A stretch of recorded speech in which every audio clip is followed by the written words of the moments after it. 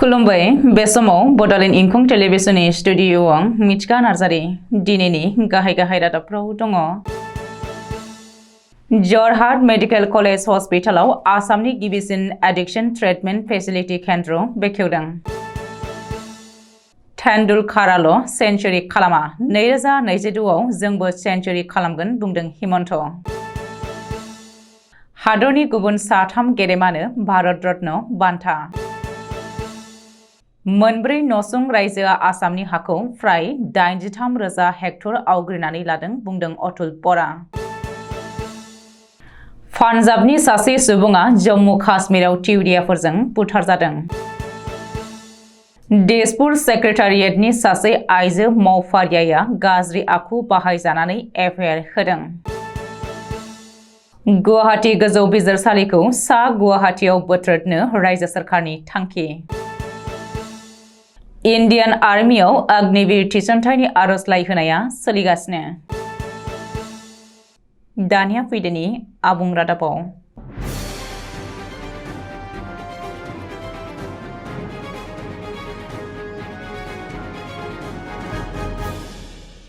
हादर नाङैनो निसा गैयै भारत अभियान बिथांखिनि सिङाव हादरारि थाखोआव एक्शन प्लेन खालामनाय जादों। बे अभियाननि सिङावनो फ्लेगशिप प्रग्राम महरै मैया बृहस्पतिबार खालि हादर नाङै गुबुन मोन 41 एडिक्शन ट्रिटमेन्ट फेसिलिटि केन्द्रखौ अफिसियेलि बेखेवनाय जायो।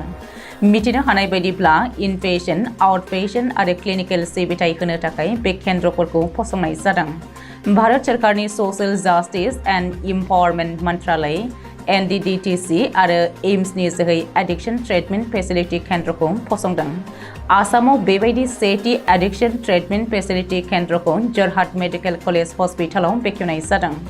मख'नो गोनांदि जरहाट मेडिकेल कलेज हस्पिटालनि साइन्टिफिक बिफानाव फसंनाय एडिक्शन ट्रिटमेन्ट फेसिलिटि केन्द्रखौ मैया हादरनि गुबुन गं 40 केन्द्रफोरजों लोगोसेनो मिरुनि मन्त्रि डक्टर वीरेन्द्र कुमारा बेखेवनानै होदों।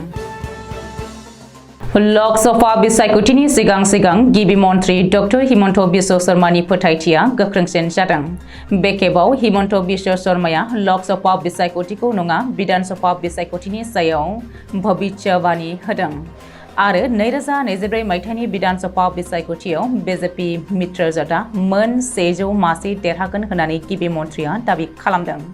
मख'नो गोनांदि सचिन तेन्दुलकाराल' सेन्चुरि खालामा 2024 मायथाइयाव जोंबो सेन्चुरि खालामगोन होननानै गिबि मन्त्रि डक्टर हिमन्त बिश्व शर्माया बुंदों। नरेन्द्र मदि दैदेननाय मिरु सरकारा हादरनि गुबुन साथाम गेदेमानो भारत हादरनि देरसिन सिभिलियान बान्था भारत रत्न होगोन। मख'नो गोनांदि मिरु सरकारा हादरनि बारग' गाहाय मन्त्रि VV नरसिम्हा राव चौधुरी चरण सिंह आरो बिगियानगिरि MA स्वामीनाथनो भारत रत्न बान्था गथायगोन। गाहाय मन्त्रि नरेन्द्र मदिया ससियेल मिडिया प्लेटफर्म एक्सनि जोहै बे गेदेर बाथ्राखौ फोसावदों। बबेखानि बावैसो सान सिगां मदि सरकारा बीजेपीनि गागि दैदेनगिरि आरो बारग' लेङाइ गाहाय मन्त्रि लाल कृष्ण आडवाणी आरो कार्पुरी ठाकुरनो भारत रत्न बान्था होगोन होननानै फोसावदोंमोन। बेखौबो मख'नो नांगोनदि थांनाय 10 बोसोर मावबुब्लिनि समाव मदि सरकारा सा 10 गेदेमाफोरनो हादरनि देरसिन सिभिलियान बान्था भारत रत्न होबाय।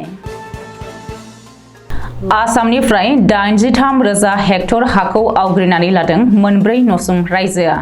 मेघालय, अरुणाचल प्रदेश, मिजोराम आरो नागालेन्ड सिमाजों नांजाबनाय गासै 82,751.86 हेक्टर हाखौ आवग्रिनानै लानायनि रिपर्ट होदों सिमा रैखाथि बिफाननि मन्त्रि अतुल बराया।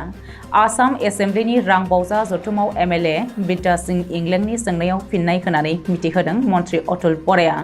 आसामनि गासै मोन 12 जिल्लाजों नांजाबनाय सीमाफोराव 82,751.86 हेक्टर हाखौ आवग्रिनानै लाजादों आसामा। बेनिनो बयनिख्रुइबो बांसिन हायानो नागालेन्डजों दखल खालामजानाय। गासै 59,490.21 हेक्टर हाखौ नागालेन्डआ आवग्रिदों। मेघालयआव गासै 3,441.86 हेक्टर हाखौ आवग्रिनानै लादों। मिजोरामआ आवग्रिनानै लादों गासै 3,675.78 हेक्टर आरो अरुणाचल प्रदेशआ गासै 10,144.1 हेक्टर आसामनि हाखौ आवग्रिनानै लादों होननानै मन्त्रि अतुल बराया फोरमायथिदों। मख'नो गोनांदि आसामनि गासै मोन 10नि नांजाबनाय जिल्लाफोरानो जादों फारियै सनितपुर, बिश्वनाथ, लखिमपुर, धेमाजि, तिनसुकिया, डिब्रुगड़, चराइदेव, जरहाट, शिबसागर, गलाघाट, गवालपारा, काछार, कामरुप, खोला सालमारा, सोनाब कार्बि आलं, हाइलाकान्दि आरो करीमगंज जिल्ला। नोजोर होनो गोनांदि आथिखालाव आसामनि सीमाया मेघालय रायजोजों 884.9 किल'मिटार, अरुणाचल प्रदेशजों 804.1 किल'मिटार, नागालेण्डजों 512.1 किल'मिटार, मणिपुरजों 204.1 किल'मिटार, मिजोरामजों 164.6 किल'मिटार, सोनाब बंगजों 127 किल'मिटार आरो त्रिपुराजों 46.3 किल'मिटार गोलाव नांजाबनानै दङ। पान्जाबनिफ्राय जम्मु काश्मीरनि श्रीनगराव खामानि मावनो थांनानै थिउरिया हान्जानि शिकार जानांदों। अमृतपाल सिंह मुंनि सासे सुबुङा हकारनि खामानि मावहैनायाव श्रीनगराव थिउरियाफोरजों बुथारजादों आरो रहित कुमार मुंनि सासेया गोब्राबै जोखोम जादों।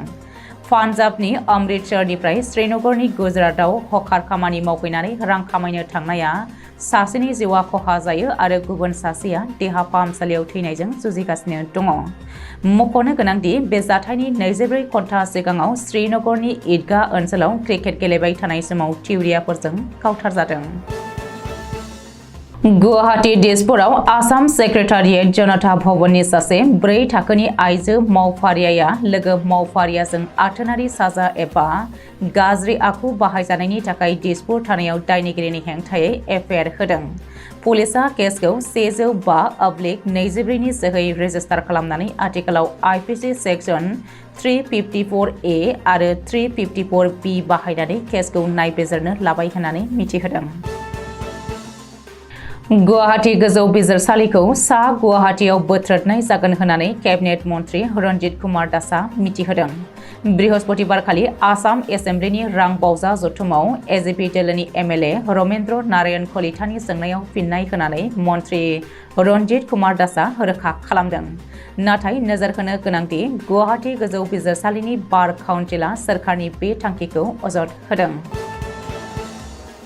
भारत सोरखारनि रैखाथि बिफान एबा इन्डियान आर्मियाव अग्निवीर थिसनथाइनि अनलाइन आर'जलाइ होनाया सोलिगासिनो। रैखाथि बिफाना बे खौरांखौ मिथिहोदों।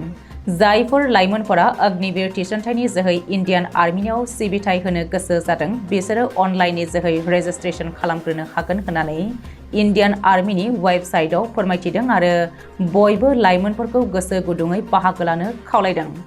जायफोर गोसो गुदुं बिसोरो इन्डियान आर्मिनि वेबसाइट joinindianarmy.nic.in आव रेजिस्टार खालामनो हागोन। रेजिस्ट्रेशन खालामखांनाय बिजाथिफोरखौ फैगौ एप्रिल 2024 आव फिजिकेल टेस्टनि थाखाय लिंहरगोन होननानै मिथिहोदों। बेनि थाखाय बिजाथिया 10 थाखोखौ उथ्रिसारनाय जानांगोन आरो बैसोआ 17 निफ्राय 21 बोसोरनि गेजेराव जानांगोन। दिनैनि रादाबा एसेनोसै। गोजोन्थों।